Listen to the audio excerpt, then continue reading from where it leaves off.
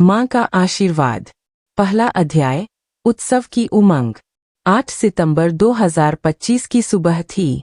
पश्चिम बंगाल के एक छोटे से गांव नीलपुर में दुर्गा पूजा की तैयारियां अपने चरम पर थीं।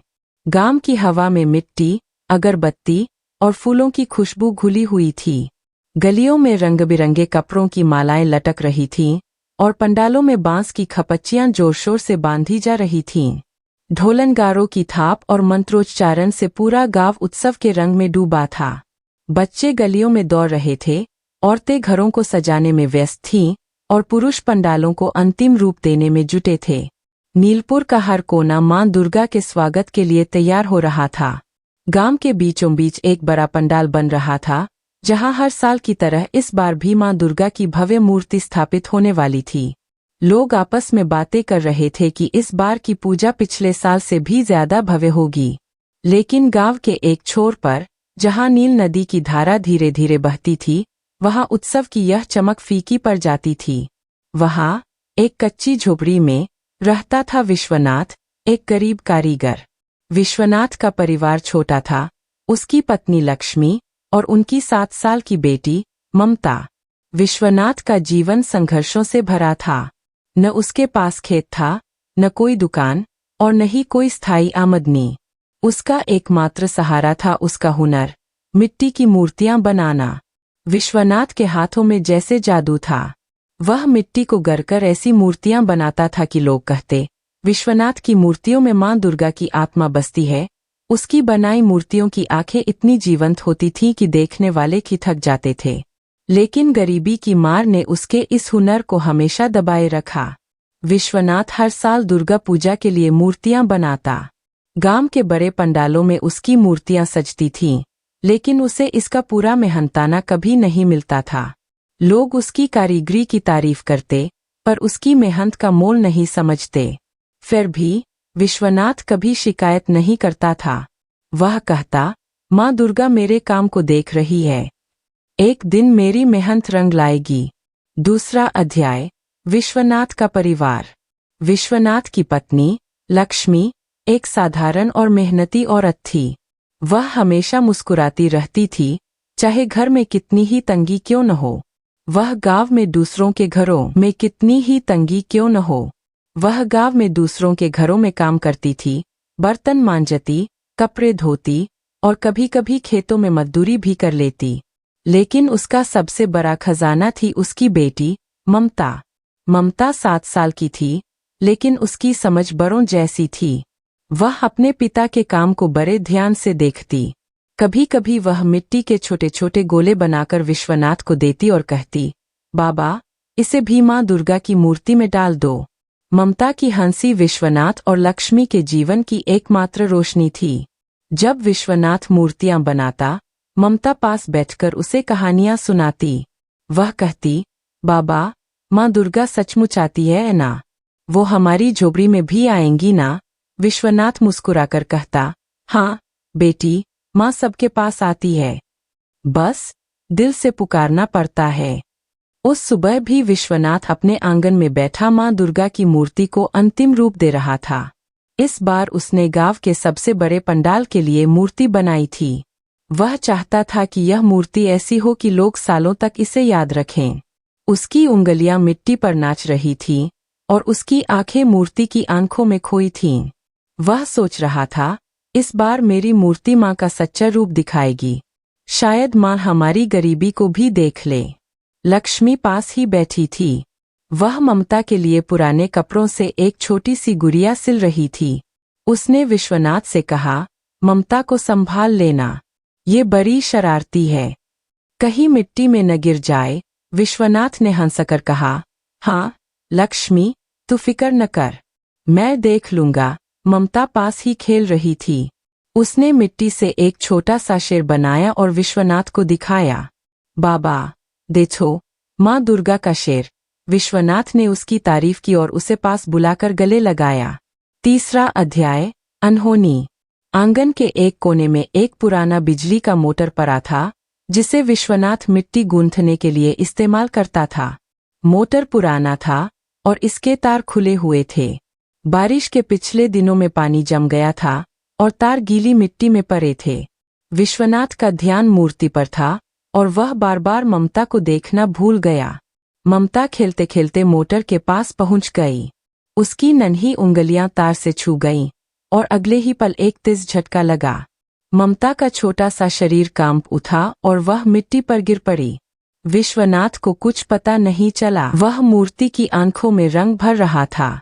उसे लग रहा था जैसे मां दुर्गा की नजरें उससे कुछ कह रही हो। लक्ष्मी रसोई में थी। उसने ममता की आवाज न सुनाई देने पर बाहर झांका। उसकी नजर ममता पर पड़ी, जो बेसुध पड़ी थी। लक्ष्मी की चीख निकल गई, ममता, मेरी बेटी। वह दौड़कर ममता के पास पहुंची और उसे गोद में उठाने की कोशिश की, लेकिन जैसे ही उसका हाथ गीले तार से छुआ, करंट का एक और झटका लगा। लक्ष्मी भी वहीं गिर पड़ी। विश्वनाथ अब भी अपनी मूर्ति में खोया था। उसे लगा शायद लक्ष्मी ममता को लेकर कहीं पास गई हो। समय बीतता गया। सूरज ढलने लगा और गांव में पंडालों की रौनक बढ़ने लगी।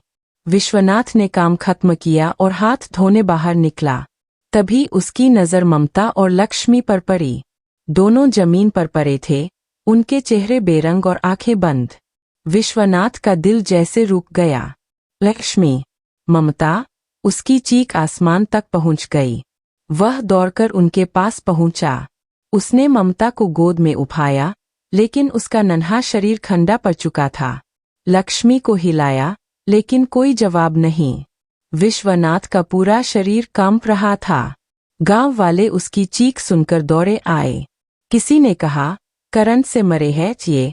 किसी ने तार हटाए, किसी ने विश्वनाथ को संभालने की कोशिश की। लेकिन विश्वनाथ का दुख इतना गहरा था कि वह किसी की बात नहीं सुन रहा था। चौथा अध्याय, गुस्सा और टूटन। विश्वनाथ ने मां दुर्गा की मूर्ति की ओर देखा। उसकी आंखें गुस्से से लाल थीं। ये सब तेरे कारण हुआ, मां, वह चिल्लाया। मैंने तुझे अपने हाथों से गढ़ा, तुझे पूजा, और तूने मेरे घर को उजाड़ दिया। गुस्से में उसने मूर्ति को धक्का दे दिया। मिट्टी का चेहरा टूटकर बिखर गया। मां दुर्गा की आंखें मिट्टी में मिल गईं। गांव वाले स्तब्ध रह गए। किसी ने कहा, विश्वनाथ, ये पाप है। लेकिन विश्वनाथ का दर्द इतना गहरा था कि वह कुछ सुनने को तैयार नहीं था। शाम होते होते गांव वालों ने लक्ष्मी और ममता के दाह संस्कार की तैयारी शुरू कर दी। नील नदी के किनारे चिता सजाई गई। विश्वनाथ चुपचाप अपनी पत्नी और बेटी की देह को देख रहा था। उसकी आंखें सूख चुकी थीं, लेकिन दिल में एक तूफान मचा था। वह बार बार मां दुर्गा को कोस रहा था, तूने मेरे साथ ऐसा क्यों किया? मैंने तेरा क्या बिगाड़ा? चिता में आग लगाने की तैयारी हो रही थी। विश्वनाथ ने आखिरी बार लक्ष्मी और ममता को देखा और फुसफुसाया, मां, अगर तू सचमुच है तो मेरे परिवार को लौटा दे, नहीं तो मैं भी इस आग में जल जाऊंगा। उसकी आवाज में इतना दर्द था कि हवा भी जैसे थम गई। 5वां अध्याय, चमत्कार। तभी अचानक एक तेज हवा का झोंका आया। चिता की लकड़ियां बिखर गईं और आग की लपटें कमजोर पड़ने लगीं।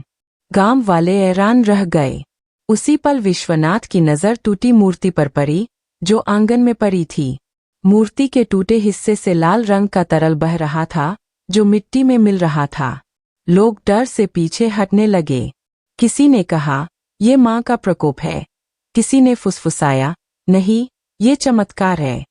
तभी एक औरत की चीख गूंजी, देखो, ममता की उंगलियां हिल रही है। विश्वनाथ ने दौड़कर ममता को गोद में उठाया। उसकी छोटी छोटी उंगलियां सचमुच हिल रही थीं। उसकी आंखें धीरे धीरे खुलने लगीं। विश्वनाथ की आंखों से आंसू छलक पड़े। ममता, मेरी बेटी। उसने ममता को सीने से लगा लिया। उसी पल लक्ष्मी की सांसें भी लौट आईं। उसने धीरे से आंखें खोली और विश्वनाथ को देखकर बोली, विश्वनाथ, ये क्या हुआ? गांव वाले अवाक रह गए। हर तरफ जय माता दी का स्वर गूंज उठा। लोग रोते हुए मां दुर्गा को प्रणाम करने लगे। विश्वनाथ ने टूटी मूर्ति की ओर देखा और रोते हुए बोला, मां, मुझे माफ कर दे। मैंने तुझे गुस्से में तोड़ दिया, लेकिन तूने मेरा सब कुछ लौटा दिया। 6वां अध्याय, नया सवेरा। उस रात नीलपुर का माहौल पूरी तरह बदल गया। जहाँ कुछ देर पहले मातम था, वहाँ अब उत्सव का रंग चढ़ गया। औरतें भजन गाने लगीं, ढोलनगारे बजने लगे। विश्वनाथ के घर को पंडाल की तरह सजा दिया गया। गांव वालों ने फैसला किया कि इस साल की दुर्गा पूजा विश्वनाथ के घर से शुरू होगी। विश्वनाथ ने लक्ष्मी और ममता को गले लगाए रखा। उसकी आंखें बार बार टूटी मूर्ति की ओर जा रही थीं। उसे लग रहा था जैसे माँ दुर्गा की टूटी आंखें उससे कह रही हो, विश्वनाथ, तेरी आस्था ने मुझे जगा दिया। ममता ने धीरे से कहा, बाबा, माँ दुर्गा सचमुच आई थीं। मैंने उनकी सारी देखी। लक्ष्मी ने रोते हुए विश्वनाथ का हाथ थामा और बोली, ये सपना नहीं, माँ का आशीर्वाद है। गांव के बुजुर्गों ने विश्वनाथ को बुलाया और कहा, विश्वनाथ, तूने माँ का चमत्कार देखा। अब तू ही इस साल की पूजा का नेतृत्व करेगा। विश्वनाथ का मन अभी भी अपराधबोध से भरा था। उसने कहा, मैंने माँ की मूर्ति तोड़ दी, मैं कैसे पूजा करूं? बुजुर्गों ने कहा, माँ ने तुझे माफ कर दिया। तूने जो गलती की, उसे तेरे दुख ने धो दिया। 7वां अध्याय, उत्सव की शुरुआत। अगले दिन सुबह नीलपुर में एक नया जोश था। विश्वनाथ के घर को फूलों और रंगों से सजाया गया।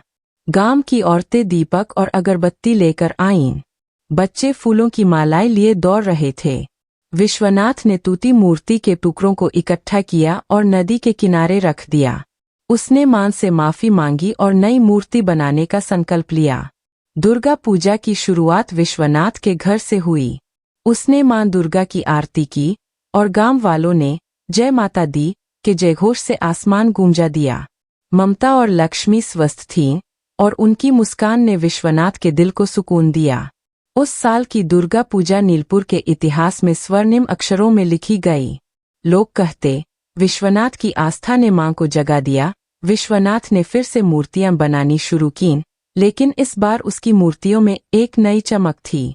गांव वालों ने उसकी कारीगरी को सम्मान देना शुरू किया और उसकी झोपड़ी में खुशहाली लौट आई।